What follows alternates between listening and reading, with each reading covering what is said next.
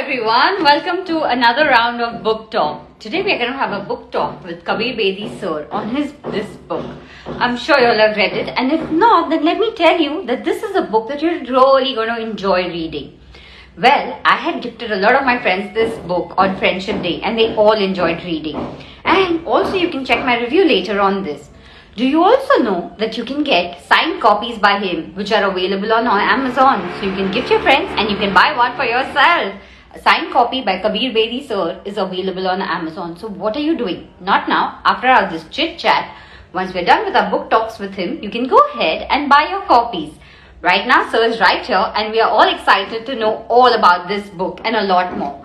So let's send him a request and let's get started. Hello sir, welcome on Book Talk on my secret bookshelf. So delighted to be here. So lovely to see you. Happy to be here. Sir, I have been a big fan of yours since childhood. Though that time I used to get super scared of you because I'm sure you've heard this a lot. That when people saw Khoonbari Mang, they were scared of you. I was always perplexed. This man is so good looking, but why is he doing this? But after reading the tale, I was all emotional. And today I have so much to ask you. So please do pardon me any mistake because I'm very nervous and I am disclaiming that right now. Don't be nervous. I'm looking forward to all your questions. And I fully understand why you were scared of me when I threw Rekha to the crocodiles, as was a whole generation of Indian children. But over the time, watching me in different films, people realize that I'm an actor who does all kinds of roles, good, bad, evil, virtuous, everything. So that's my job. And if I've scared you, then I did my job well. But right now, I don't want to scare you. Don't want you to be nervous. I want you to be relaxed and have a lovely chat with me. Right now, I have to tell you that I'm sure everyone, your book says the emotional story of an actor, and that is what exactly happened with the readers out here. Because when we were readers, go through and live your entire journey. But like your title, you have a lot of stories to tell. At what point in your life did that story trigger that you felt that you wanted to write a book and let people know about it? You know, I wanted to write this book for a long time. I had offers from publishers, etc. But I always said, no, I don't want to take advances because I don't want deadlines. Also, in the life of celebrities, there are all kinds of distractions, all kinds of things on location, etc., etc. But the real problem was I knew I had a great story because I've led an extraordinary life. I just didn't know how to tell it in an interesting way. I made a few attempts, failed, threw them in the waste paper basket. With the coming of the pandemic, I had an epiphany. And I realized how I could tell the story. And once I knew how, then there was no hesitation. Then I just wrote it like it flowed like a river, almost wrote itself. And it was time to tell it. I knew it was time to tell it because if not now, then when, you know? And a good story would be lost. And I think it's a story that has meaning to me, of course, because of my life, but I think it'll have a lot of meaning to others too, because they will learn from my life. They will know what it is to live that life, to face those dilemmas, to be in those emotional situations, to feel that triumph, to feel tragedy, to feel all that. So I needed to write the book, and I did. I'm glad I did. You know, so many times in your book, you are mentioning an incident and you say that's another story. That's such a long story that you couldn't incorporate it in this book. So are you planning to write another one? Because there's so much more that we want to know and you've left small glimpses of it in the chapters. Yes. Well, I think this book, when taken as a totality, gives you the idea of the main thrust of my life. Because I structured it in a way whereby each chapter told a story, and I told it in its totality. So in the book, I jump forward in time. It's not linear, which I find very boring. So there were many stories that came up, and I said, but that's another story. Because I didn't want to go into that digression within the story I was telling, because that would then become too much of a digression, and then people want to know what's happening next. They're impatient. I'm an impatient reader. I know a lot of people are impatient readers. If the writer doesn't grab you, you move on. True. So there are a number of stories that I still want to tell, and if enough people read my book and appreciate it. And thank you for the wonderful hearts and appreciation I'm getting from all the lovely viewers who are watching and tuning into this. Then certainly I'll write another book.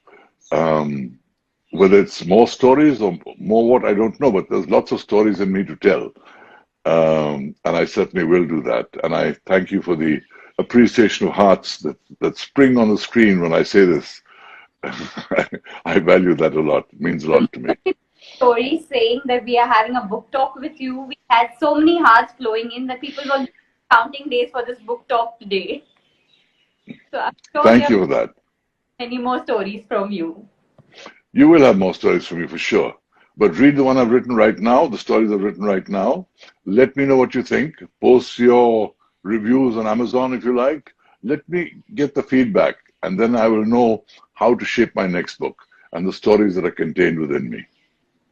So all the viewers out here, do not go right now, but as our book talk is done, you can go and buy your copy on Amazon. Also, Sir has signed copies on Amazon. So go and get your copy. Oh, let's take a selfie, Sir, since we both are holding the book. Yeah, let's take the money shot. You and me holding it together. Yes. Ready? Right. Yeah. And yes, Great. a selfie moment.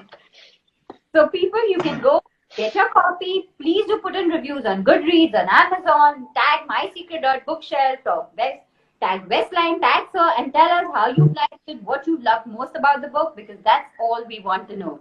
And before that, Sir, we also want to know how difficult was it editing the book, because you had so many stories to say.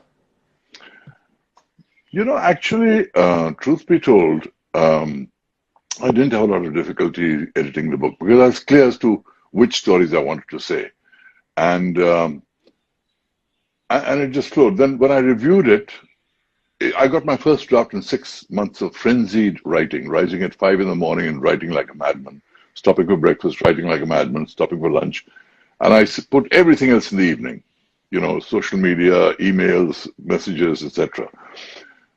So when I looked at the book after 6 months, and I took the counsel of 3 wise men, as I say, one was my guru from my advertising days, Jason DeCuna. The other was Andrew Whitehead, who wrote one of the books on my mother. And the third was Carlo Pizzati, who's a brilliant Italian journalist, because I wanted to have a sense and pulse of the Italian market, because I'm as well known in Italy, perhaps better known in Italy. And I knew my book would come there, and it's releasing next month in Italy. So I wanted to get a sense of how it would play. So based on those comments, I did some revisions. I took out a few things. I showed it to 2 other friends, nobody else. And based on that, I edited the book, the final thing. When it went to my brilliant publisher, Karthika at Westland, she made a few suggestions, which I incorporated.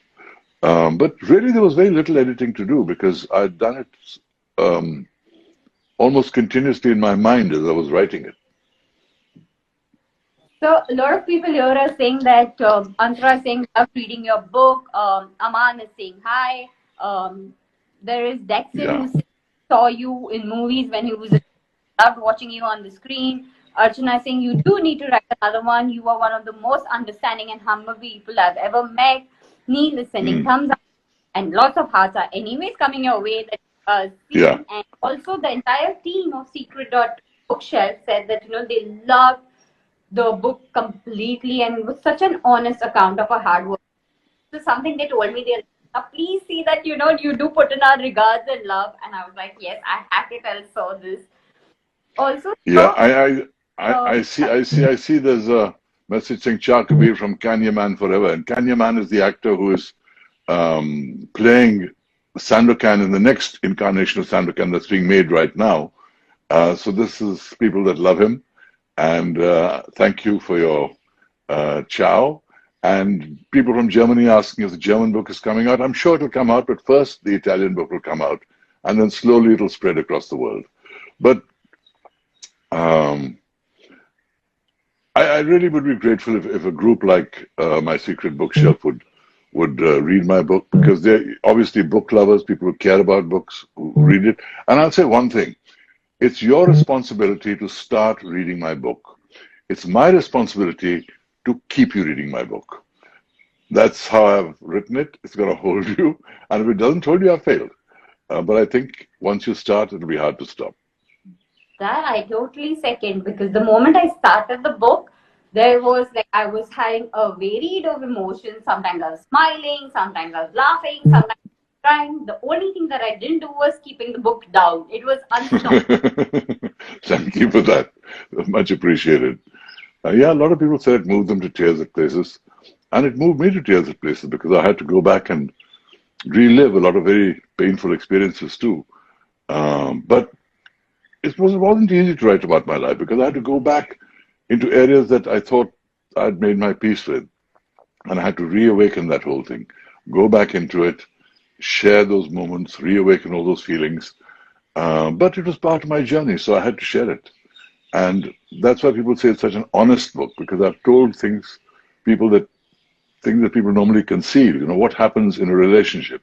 How does a marriage become an open marriage? How do you deal with that kind of success? What are the dangers of that kind of success? So all these things are things I had to revisit, and especially the times, the setbacks that I had. So yeah, it moved me to tears too at times. So you were mentioning the setbacks, the hard journey. The fun moments, it's very nice to revisit because it brings smiles. But there's a lot of healing that takes place when you're reliving your turbulent times. Like you said, you realize that there are some scars not healed, there are some emotions not healed. So how did you deal with those emotions besides writing it out on your daily life? How did I deal with the emotions while I was writing it or while I was experiencing it?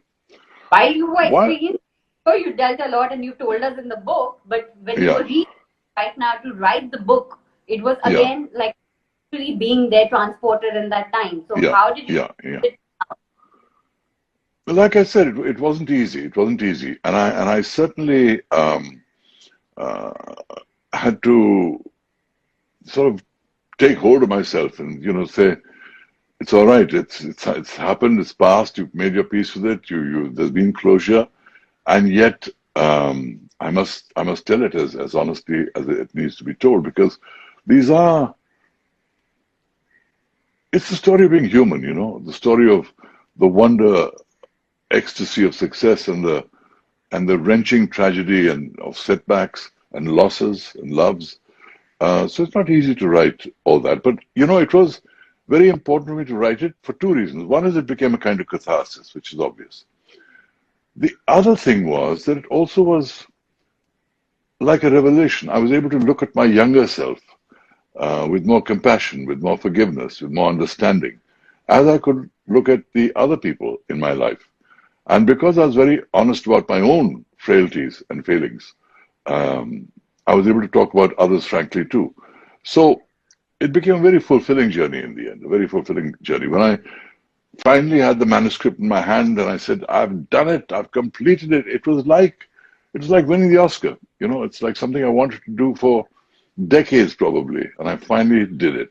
So it's a sense of great accomplishment. Um, So somebody's talking about saying he somebody's read talking about the best is yet to come. best is Uh, what is yet to come. Well, he's going to surprise you with a lot more things. okay, look forward to that. Look forward to that. Of your experts on Khushwant Singh's best selected books, and also Kenya Men Forever saying you're the best. You Steve Fontner is saying you are the hero of my childhood. I was 6 when I saw you on Sandoka on German TV. Right. Sir underscore R underscore U underscore I saying I just finished reading the chapter Ramblings on the Beach. It was profound and beautifully written.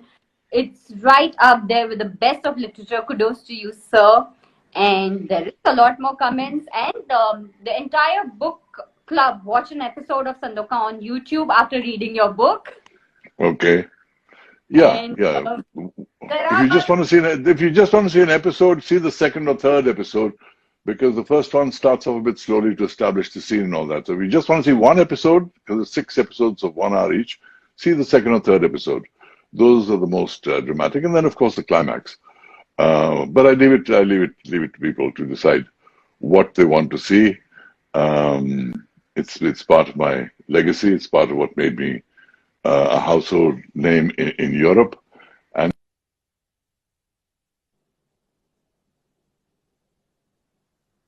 That's a very vibrant part of my There's life. some buffering. We've lost you, sir.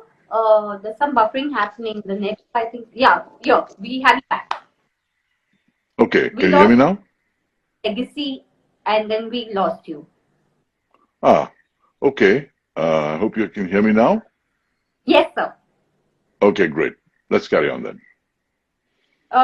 If you could continue what you were talking about, Sandokan. What I was saying is, if you're going to see just one episode of Sandokan on the net somewhere, then see the second or third, because the first one starts off a little slowly. And if you're just going to see one, see the second or third, because they have a lot of drama. And of course, you can see the climax too, but you wouldn't understand the climax unless you saw the early episodes. So, second and third is a good place to dip into if that's what you're going to do. You know, sir, right now I'm having an Alice in Wonderland moment interviewing you, just the way you had when you went to the Beatles. I just missed. Sorry. Can you hear me? Yes. I said, sir, I'm having my Alice in Wonderland moment with you, just the way you had while you were interviewing the Beatles back then. Thank you. It's a huge compliment. I thank you for that. It's a huge compliment. Yes, I was absolutely in Wonderland when I interviewed the Beatles. A young cub reporter breaks through all the barriers, becomes the only reporter to get to the Beatles in Delhi. How I did that, and what I had to do to get that interview and what happened in that room, that I'll leave for people to read in the book because it's just too long to explain. But the aftermath of that interview actually was one of the turning points of my life, because All India Radio, who I did it for, treated it so badly that it made me question my whole life and changed the direction of my life, and ultimately put me on a train to Bombay with 700 rupees in my pocket and set off to conquer the world. You know, that's what happens when you're young and you have faith and your fire in your belly and you want to prove something to everyone. So you won many applauds, like right from when you were at 7, you've started winning compliments, applauds, and all of it. Did you ever think that you're going to have this huge journey from being a reporter to an actor to a theatre artist and a writer, like all of it? Advertising man for 5 years in between as well. Right. No, I never imagined that. I really am, my parents were such idealistic people. There wasn't much money in the bank. They worked for the causes they believed in. I had to work my way through college, which was in Delhi, it's St. Stephen's. And I just wanted to get a nice job and do something that made my heart sing and find it. So that's why radio, television at that time attracted me, because it was creative. It was audiovisual. I liked the audiovisual medium. I spoke well, so it translated well both on radio and on television. But I had to turn away from that because of the circumstances that in my book. But I had no idea that I would accomplish all the things that I did. What I will say is that if you have dreams and you really want to accomplish them, set off in that direction, because fortune favors the brave. You got to be in the battle to win the battle. You got to be in it to win it. And if you just think about it from the outside, it's not going to happen. Once you're in it, then look for the opportunities, look for the chances, look for what you can do to push things forward to realize your dream. And both the willingness to change myself. Even leaving advertising was not easy. It was a secure job. All my contemporaries became heads of agencies after I left. I joined the insecurity of the film industry, but it was taking me in the direction I wanted, which led to the Italians discovering me. So, fortune favors the brave is what I say. Yes, I was able to recognize opportunity and act on it. But I was in the field, and I was in the field because I took those chances. But I never imagined I'd get this kind of success that I got in Europe and across the world in terms of fan bases. I'm lucky, but I'm also foolishly brave in terms of how I chose to pursue my life. It's a miracle in some ways that I'm still standing here, but somebody up there loves me, the universe loves me, I did something right, and I'm here to talk about it, write about it, and share my life with you. So, on that note, I would like to highlight that fortune is the brave, and that's exactly what you've taught us with your stories in the book. And it's like you've always left the security and done what your heart felt. You've lived it, but you've not let it reach your head, and you've taken more and more challenges. And like you said, the universe loves you, someone out there loves you, that you make sense. But at that point, when you were doing Sandoka, or when Khoon Bhari Mang happened, where Bollywood, you were like, Bollywood is kind of over. I like you mentioned on this that you actually told Rakesh Roshan that what happened to the actors there, that you want to me and Right. so while doing all of that as an actor, what was your journey like today when you retrospect all of that?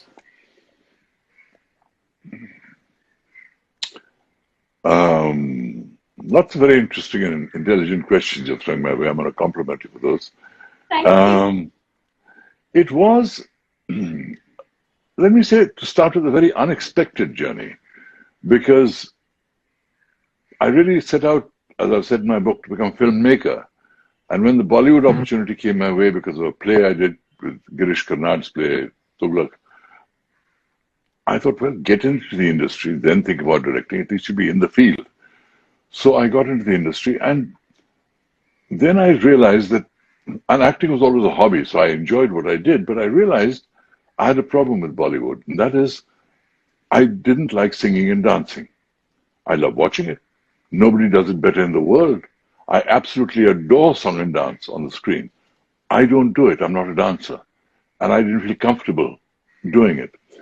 So I realized that if I want acting as a career, I would have to think further afield, either go into theatre or go abroad or something. Which is why when I first heard of the Italian coming into town, it was the opportunity that I took, and I made the most of it. How I aced the audition, went to Rome at my own expense, all that, it's all in the book. But it was also very strange in Italy, because my success was so enormous that a director told me, Kabir, we can't think of casting you in any other film. You are Sandokan, you're a legend. I thought, my God, am I going to be a one-hit wonder in the country of my greatest success? And I realized that I had to step out of Italy, show people in Italy that I was an actor of many dimensions before I came back to Italy. And ultimately, as you see in my book, that is what happened. But the journey as an actor, as you ask, is very unexpected, because it then took me into the Bond film, which got me another wave of worldwide subscribers, and it's incredible being part of that franchise. And I was the first Indian actor to be part of a Bond film. It got me on The Bold and Beautiful, again a huge fan base worldwide. So all these things happened because I took the chance and I went to Hollywood. And also because, again, I went to Hollywood, nobody was writing roles for South Asian actors. So what do you do? So I told my agent, forget South Asian. I will play any foreign role, and I can play any foreign role. Which is why I was cast as Tuareg with Michael Caine in Ashanti, which is why I was cast as the Moroccan prince in Bold and Beautiful. The only place I was correctly cast, actually, was Octopussy in the Bond film. When I played the villain opposite Roger Moore, I was cast correctly as a Punjabi Sikh, which is what I am, in terms of my genetic heritage, yes. So quite a unexpected but amazingly rewarding journey in terms of all the fame it got me. So while you were shooting for El Casaro Nero, things didn't go that well, and you were stationed in South for a very long time. You read a raft of books that you did at that point. At some point, you thought, even I'm going to write a book.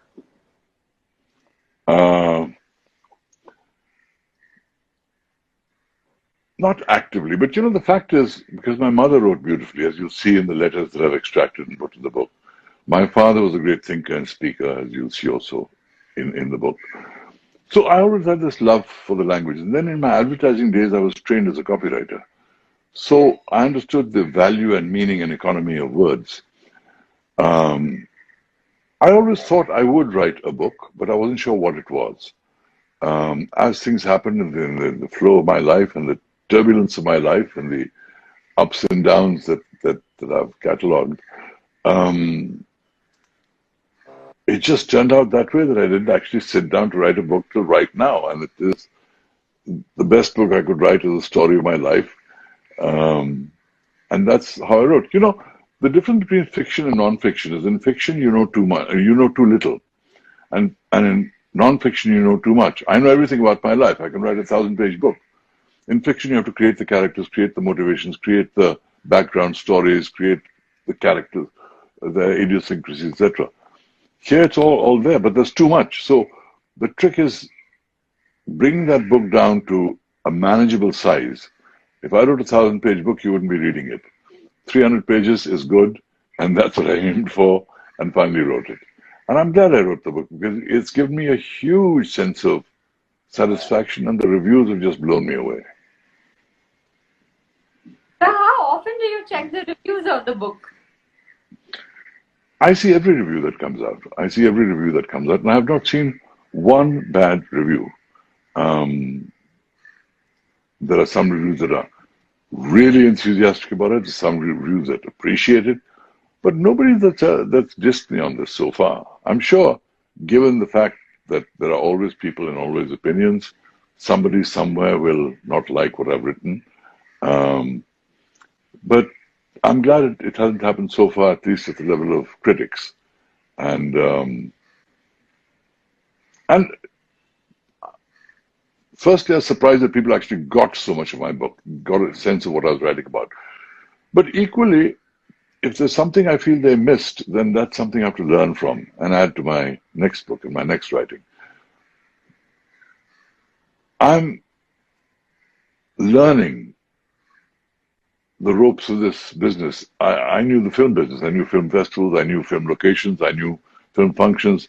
Suddenly you're dealing with coming onto my secret bookshelf, dealing with literary festivals, going to book lovers groups, and talking about your book. So it's a huge learning experience for me too, and I'm enjoying it. Your Pro Ghetto Happiness is saying, living legend with the hearts here. Kabir, abraco grande. Zeba Khori saying, Kabir ji, you are amazing. I love Zeba. She's wonderful. She's a wonderful human being. Just wonderful. If it's the same Zeba, and I'm sure it is. I think so. It's the same one. Thank you, Zeba. Thank you. Nai.reader.right says, I remember the photograph where people, or rather the mob that you were surrounded by, and has sent a hi response. And my mom is here. She's sending you a hi and lots of love. Thank you. Thank you. I send her my love too, and thank you for sending me your love. And also, so like your entire family has written books. You know, dad has written books, mom has written books, and everyone has written books. And now did you go through a writer block while writing your book? Like somewhere, any comparisons, anything at all that, oh my God, I have to keep up to those books or anything? No, as I mentioned, the writer's block I had earlier was trying to figure out how to say my book and throwing away all those manuscripts. I just couldn't figure out if I wrote from the beginning, it was too boring. If I started at the end, I lost the climax. If I started in the middle, the flashbacks were too much. So how to tell the story? And once I was clear, there was no writer's block. It was just waiting like a pent-up volcano to burst and come out of me. So there's a chapter, and also you're a descendant from the Guru Nanak Sahib lineage and have your parents who were healers. How do you maintain your mind, body and soul today?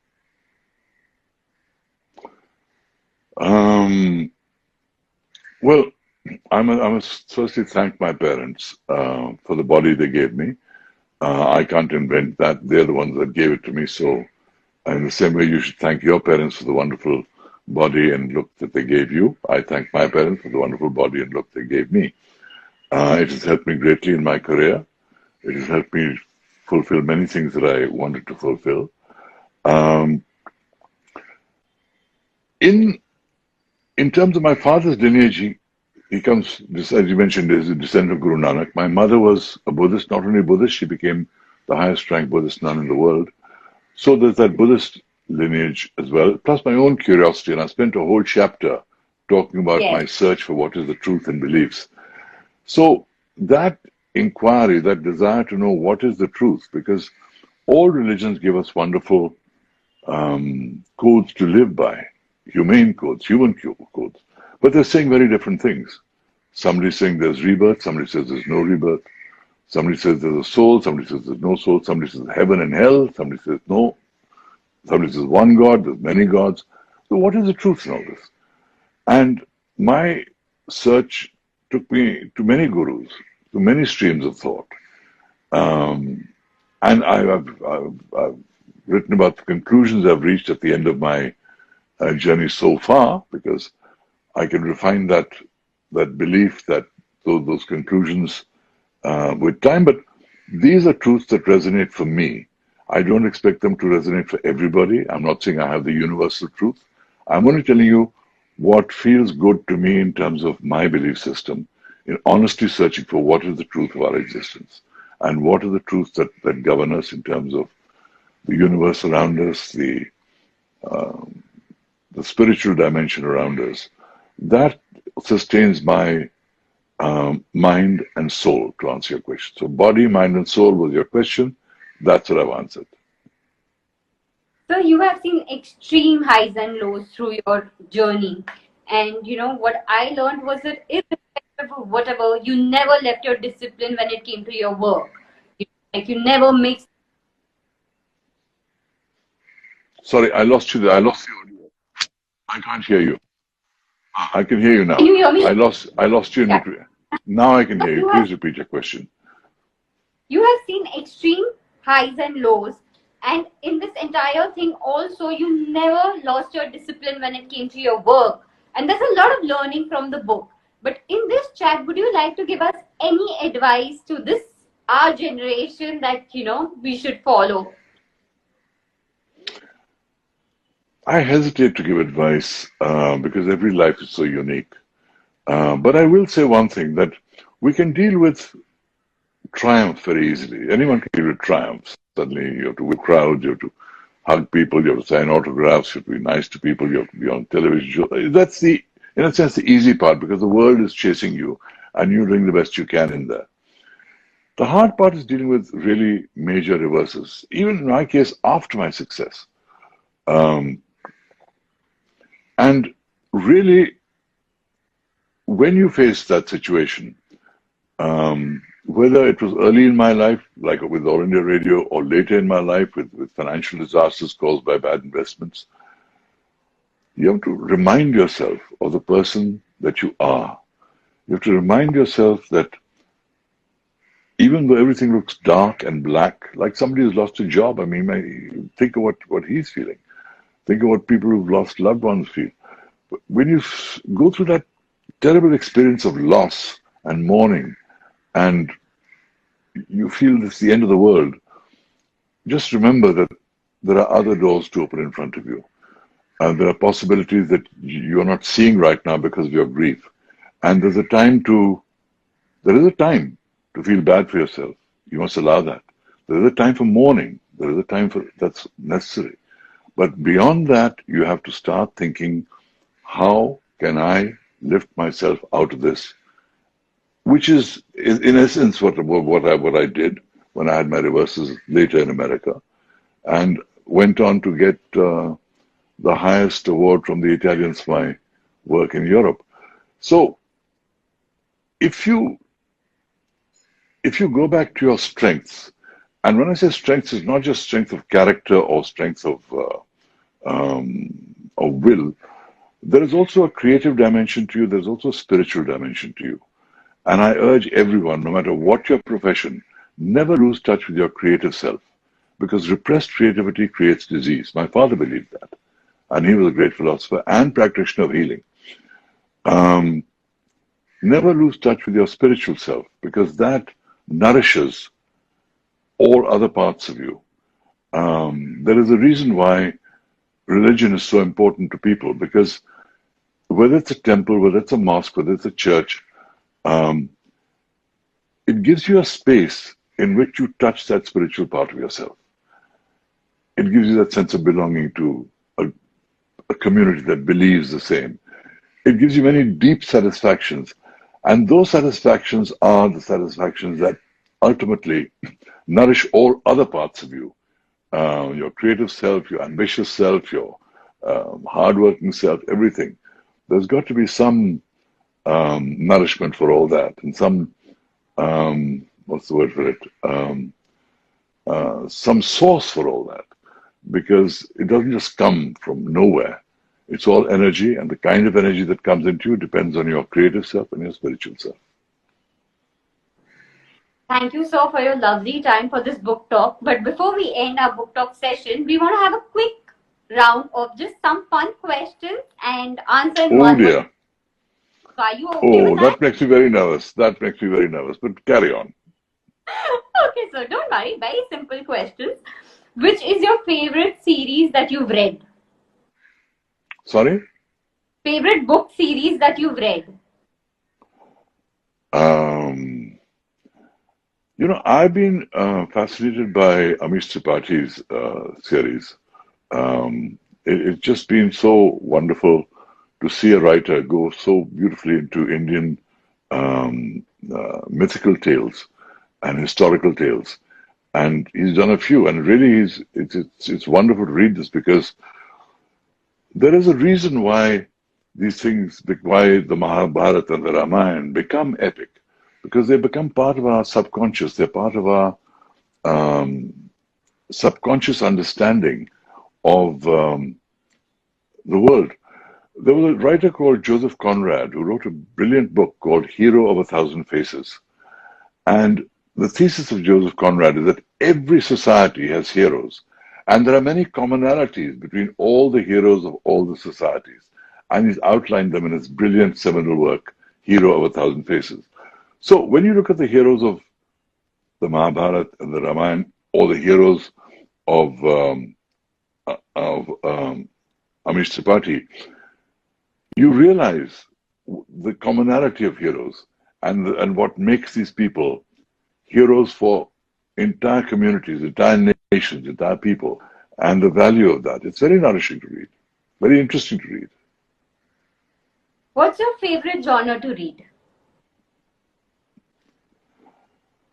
That's tough, because I like philosophy, I like religion, but I also love spy thrillers, One of the best spy books that I've read ever, and especially in recent times, is a book called The Spy and the Traitor by Ben McIntyre. It's true. You couldn't make it up even if you tried. It's so good. That's a lovely genre. I do also love things that are just beautiful, like the works of Umberto Eco or Murakami, because they're just beautiful thoughts. It's like having a conversation with a really wonderful mind. So I can't give you a one-word answer for that. Many things. Ebook, paperback, or audiobook? Ebook, paperback, or audiobook? I'd say paperback. Paperback. Because I still like the feeling of a book in my hand. I'm a bit old-fashioned that way. But I do understand my audiobook should be coming out in a couple of weeks. So don't wait for that. Read what I've written. But I am amazed as to how many people actually listen to audiobooks and get great satisfaction from it. And I understand why. In the process of making it and reading it, I understood why. But I feel there is a certain immersive quality in books that you don't get the same in film or television. This kind of immersive quality where you are creating the images in your own mind personalizes it so much and makes it so special for every reader. So I won't vote for ebook or paperback or audio. I won't vote. I just say I like the printed word. I prefer hardcover, actually. But if people prefer the ebook or the audiobook, God bless them. A book is a book, and you get the same experience. Well, here our viewers asking a question: will the audiobook be globally available at the same time? Yes. Yes. Okay, my next question. What is the favorite time of the day when you like reading?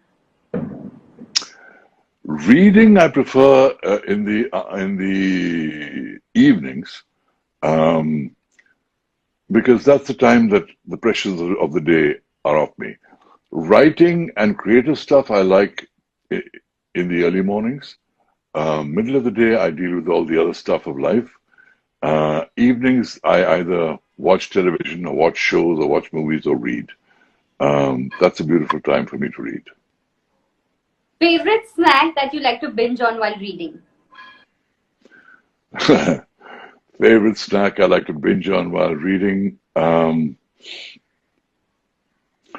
a big fan of nuts, so I like my walnuts and almonds and berries with it and a few things like that. But occasionally I don't mind a good chicken sandwich or something. But really nuts, I'm a bit nuts about nuts. Favorite drink while reading? Favorite drink while reading. Again, I'm a great fan of fruit juices, the natural fruit juices, not the ones that have all kinds of chemicals in them. But I like my scotch and soda, and I have that occasionally. I'm not a heavy drinker, I've never been, but maybe once or twice a week I'll have a nice drink. Or if I go out, then I'll have a drink with friends. How do you choose your next read? My next? Choose your next read. I didn't get the last word. How do I choose my next? Read.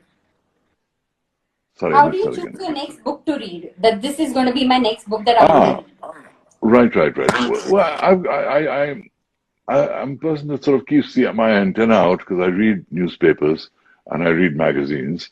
And if a book is well talked about and well reviewed, and it's a subject that's of interest to me, I certainly will buy it and then put it on my to-read list. And that's a very interesting list because whatever I put on my to-read list, I'll start it, and the speed at which I read it, it depends on how much it interests me. If it interests me less, I'll read it very fast. If it interests me more, I'll savor it and read it aram se and enjoy the whole ras and maza of the book. But yeah, there's lots of interesting books coming out, and that's the wonder of the book world. And that is my fear that after the launch excitement, my book will get lost in the shuffle and will just be one of the books on the shelf, and people will move on to the next book on the line. So my struggle is to keep people interested in my book and make them read it before they move on to the next. So your current read. What are you currently reading? Well, I just read Veer Sanghvi's A Rude Life, and I just in the start of the process reading Dolly Thakur's No Regrets. These two books are the most recent books that I've read. But there's also a lovely book called KABIR that came out, which is on my list, and I'm dying to get to that because it talks about the essence of Sant Kabir, Sant Kabir, after whom I was named. And it's really, it seems to be a beautiful production. And I'm really looking forward to reading that too. And lastly, how was it having a chat with us?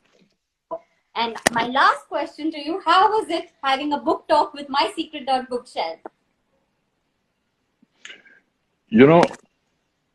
Of course, everyone say, oh, it's wonderful, but I really mean it when I say it's wonderful to be talking to people who are book lovers, because I can go on television and speak to maybe 1 million people, but of those 1 million people, how many actually are book readers and book lovers? So to find a group of dedicated book lovers together is worth its weight in gold.